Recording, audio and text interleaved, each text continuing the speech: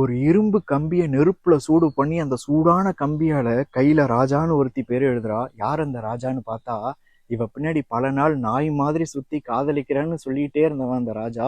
இவ கண்ணா முன்னான்னு திட்டி அனுப்புனா கூட மறுபடியும் இவ தான் வேணும்னு வந்து நின்னவன் அந்த ராஜா. இவ தன்னோட ரவுடி அண்ணன் கிட்ட சொல்லி சாட்டையாலேயே அவனை அடிக்க வச்சப்ப கூட இவதான் வேணும்னு வந்து நின்னவன் அந்த ராஜா. ஒரு அடியாளை விட்டு இவனை அடிச்சு கொள்ளலான்னு முடிவு பண்ணப்ப கூட இவதான் வேணும்னு திரும்பி திரும்பி வந்து நின்னவன் தான் அந்த ராஜா.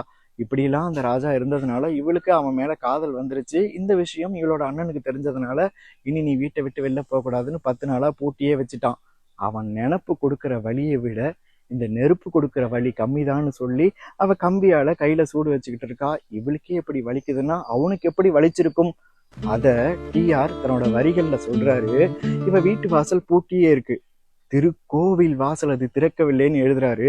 கோவில்னாலே புனிதம், திருக்கோவில்னு எழுதுறாரு. அந்த பொண்ணு வீட்டை விட்டு வெளில வரும்போது தன்னோட காதல் கடிதத்தால இவன் பூஜை பண்றான். அதாவது சாமி சிலைக்கு பூவால பூஜை பண்ற மாதிரி அவ அந்த லெட்டரை எடுத்து கண்ணுல ஒத்திக்கிறா. இந்த மாதிரி விஷயங்கள்லாம் முன்னாடி நடந்துச்சு. ஆனா இப்போ இந்த தேவதைய இவன் பார்க்க முடியல. அவ பேசுற தேன் மொழிய இவனால கேட்கவும் முடியல. அடுத்த சரணத்துல டிஆர் சொல்றாரு, வீட்டுக்குள்ள இருந்து வெளியில ஜன்னல் வழியா பார்த்தாதானே நிலா தெரியும்.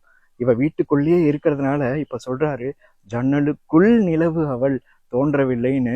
நிலான்னா ஒளி வீசும்ல, இவர் சொல்றாரு அவ ஜாடையே ஒளிதான் வீசும், அவ கண் ஜாடையே ஒளியாதான் இருக்கும்னு. இப்பேற்பட்ட ஒளிய அவங்க அண்ணன் மேகம் மாதிரி மூடிட்டான்னு அந்த பாட்டுல சொல்லிட்டு, அண்ணன்னு அவர் மென்ஷன் பண்ணல, அவளினை யாரோ வீட்டில் தடுக்கன்னு சொல்லியிருப்பாரு. ஏன்னா என்னைக்கு என் காதலிய கை நீட்டி அடிக்கணும்னு நீ நினைச்சியோ அப்பவே அண்ணன் இல்லைன்னு முடிவு பண்ணிட்டாரு. அதனால யாரோன்னு அவர் சொல்லிட்டாரு. தன்னோட இத்தனை ஃபீலிங்ஸையும் அவகிட்ட யார் மூலியமா சொல்றது? காற்று தூது அனுப்புறாரு.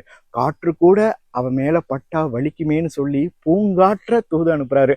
ஆனா அங்க அவ அவனோட நினப்புல நெருப்பு கூட சுடாதுன்னு நினைச்சிட்டு இருக்கா. இவன் காத்து கூட தீண்டிருமேன்னு சொல்லி பூங்காற்ற தூது அனுப்புறான். காற்றே பூங்காற்றே என் கண்மணி அவளை கண்டால் நீயும் காதோரம் போய் சொல்லுன்னு அந்த பாட்டுல வஞ்சி, கன்னி, மங்கைன்னு தமிழ் பெயர்கள், பெண்களோட ஒவ்வொரு தமிழ் பெயரையும் சொல்லியிருப்பாரு. எல்லா பேரையும் பார்க்கலாம். ஆனா டிஆர் வாழ்க்கையில உஷான்ற ஒரு பேரை தவிர யாரையும் பார்க்க முடியாது. 28 வயசுல அந்த உஷாவை கல்யாணம் பண்ணாரு. இன்னைக்கு அவருக்கு 70 வயசு. இப்பவும் உஷா தான், உயிருள்ள வரையும் அவருக்கு உஷா தான். புராண இதிகாசத்துலலாம் நிறைய உன்னதமான காதலை பார்த்திருக்கோம். ஆனா நிகழ்காலத்துல ஒரு உன்னதமான காதல்னா அது டிஆரோட காதல். காத்தே பூங்காத்தே என் கண்மணி அவளை கண்டால் நீயும் காதோரம் போய் சொல்லு.